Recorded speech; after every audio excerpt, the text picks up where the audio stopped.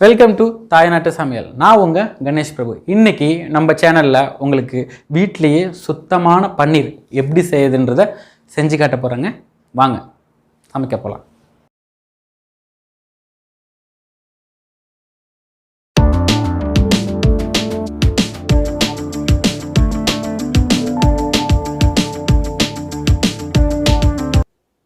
தேவையான பொருட்கள்: திக்கான பால் 1.5 லிட்டர், 3 லெமன் ஜூஸ்.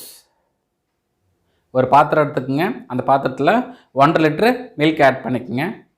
நான் ஆவினில் ஆரஞ்சு கலர் பால் ஆட் பண்ணுறேன். அதுதான் fat milk. 1/2 litre packet 3 add பண்ணியிருக்கேங்க. ஆட் பண்ணிவிட்டு இது நல்லா மிக்ஸ் பண்ணிவிடுங்க. இந்த மாதிரி நல்லா கிண்டிகிட்டே இருக்கணும். ஏன்னா அடி பிடிக்கக்கூடாதுங்க. பன்னீருக்கு ரொம்ப முக்கியம், அடி பிடிக்கக்கூடாது. இதை பாருங்கள், கொதிக்க ஆரம்பிச்சிச்சு. இது மேலே ஏடு கட்டுதுங்க இல்லையா, கொதிக்க சொல்லும். இந்த ஏடை எடுக்க வேணாங்க. சில பேர் இந்த ஏடெல்லாம் எடுக்கிறாங்க பன்னீர் செய்யும் போது. நம்ம ஏடு எடுக்காமல் தான் இப்போ செய்ய போகிறோம். ஓகேங்களா? இதை நல்லா அப்படியே அடி பிடிக்காத மாதிரி நீங்கள் கிண்டி விட்டுட்டே இருங்க. இந்த ஏடெல்லாம் இதிலே இருக்கட்டும். இதை பாருங்கள், பால் கொதிக்க ஆரம்பிச்சிச்சு பாருங்கள். இந்த மாதிரி கொதிக்கணும். ஒரு 2 டைம்ஸ் 3 டைம்ஸ் ஆச்சு. இந்த மாதிரி கொதித்து நல்லா பொங்கும் பார்த்திங்களா மேலே பால், அந்த மாதிரி நல்லா கொதிக்க வச்சுக்கோங்க. இதை பாருங்கள், பொங்குது பாருங்கள். நல்லா மிக்ஸ் பண்ணிக்கோங்க. அடி பிடிக்கக்கூடாது மெயினாக. இல்லைனா நம்மளுக்கு பன்னீர் செய்ய சொல்ல கருப்பு கருப்பாக அப்படியே பன்னீர்லலாம் வந்துடுங்க அடி பிடிச்சிது. ஸோ அதனால் நல்லா கிண்டி விட்டுட்டே இருங்க, அடி பிடிக்காமல். இதை பாருங்கள், இந்த மாதிரி நல்லா கொதிக்கணும். நல்லா கொதிச்சதுக்கப்புறம் தான் நம்ம இதில் லெமன் ஜூஸ் ஆட் பண்ண போகிறோம். ஓகேங்களா? இப்போது 3லேருந்து 4 டீஸ்பூன் ஆட் பண்ணலாம். 3 டீஸ்பூன் ஆட் பண்ணுங்கள் ஃபஸ்ட்டு. இதிலே திரிஞ்சிரும். சப்போஸ் சில பேருக்கு தெரியல அப்படின்னா அவங்க என்ன பால் யூஸ் பண்ண போகிறாங்கன்னு தெரியல இல்லையா? ஸோ ஒரு பாலுக்கு ஏற்ற மாதிரி நம்ம லெமன் ஜூஸ் ஆட் ஆகிற மாதிரி இருக்குங்க. இப்போ நான் 3 டீஸ்பூன்லேருந்து 4 டீஸ்பூன் ஆட் பண்ணியிருக்கேன். இந்த பாருங்கள், திரிய ஆரம்பிச்சிச்சு பாருங்கள். அப்படியே லோ ஃப்ளேம்லேயே வச்சு அப்படியே பண்ணிகிட்டே இருங்க. இந்த பாருங்கள், இப்போது இந்த மாதிரி திரியும் போது ஹை ஃப்ளேம் வச்சிங்க அப்படின்னா அந்த கொதிக்கும் போது ஃபுல்லாக பிரிஞ்சிடும். இந்த பாருங்கள், இந்த மாதிரி ரொம்ப நேரம் கிண்டாதீங்க, இல்லைன்னா ரொம்ப தூள் தூளாக ஆகிடும். இப்போ நம்மளுக்கு பார்த்திங்கன்னா அப்படியே கட்டி கட்டியாக இருக்கும் பாருங்கள். இந்த ஸ்டேஜில் ஃபைனலாக 1 டீஸ்பூன் லெமன் ஜூஸ் ஆட் பண்ணுறேன். சப்போஸ் கொஞ்சம் பிரியாமல் இருந்தது அப்படின்னாக்கா நம்ம இப்போ ஊற்றின லெமன் ஜூஸ்னால் மிச்சம் மீதி இருக்கிறதெல்லாம் அழகாக பன்னீர் இந்த மாதிரி பிரிஞ்சிடும். பார்த்திங்களா? இந்த மாதிரி ஹை ஃப்ளேம் வைங்க. அப்போ தான் இந்த முட்டை வருது இல்லைங்களா, அந்த கொதிக்கும் இல்லைங்களா, அந்த கொதிக்கும் போது முட்டை பழக்கு பழக்குன்னு வரும் பாருங்க. இந்த மாதிரி இப்படி வந்தால் தான் உங்களுக்கு அழகாக பிரியும். இந்த தண்ணி பார்த்திங்கன்னா இந்த மாதிரி லெமன் எல்லோ கலரில் இந்த மாதிரி வந்துடுச்சுன்னா பால்லேருந்து எல்லாமே பிரிஞ்சு வந்துடுச்சுன்னு அர்த்தம். ஓகேங்களா? இந்த மாதிரி வந்த உடனே நீங்கள் கேஸ் ஸ்டவ் ஆஃப் பண்ணிவிடுங்க.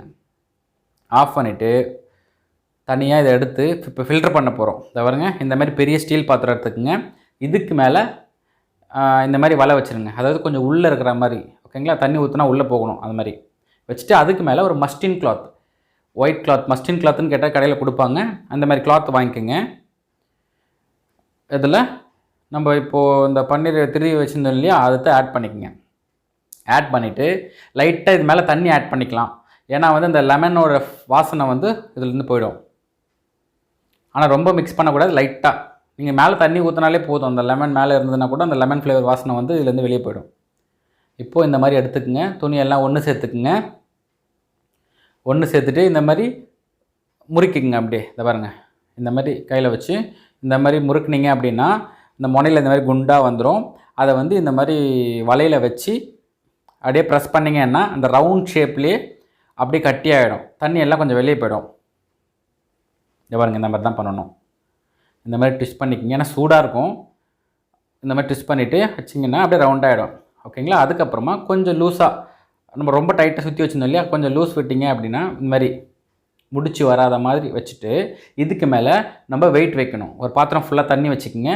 தண்ணி வச்சுட்டு அந்த துணிக்கு மேலே, தட் மீன்ஸ் பன்னீர் இருக்கு இல்லையா, அந்த பன்னீர் துணிக்கு மேலே இந்த தண்ணியை வச்சுருங்க. ஒரு 4 ஹவர்ஸ்க்கு இது அப்படியே இருக்கணுங்க, எடுக்கக்கூடாது. இதை பாருங்கள், 3 லேயர், 1 2 3, இந்த 3 லேயர் ஒரு 4 ஹவருக்கு அப்படியே இருக்கணுங்க. 4 ஹவர் கழிச்சு மேலே இருக்க தண்ணி வெயிட் வச்சோம் இல்லைங்களா, அந்த வெயிட் எடுத்துருங்க.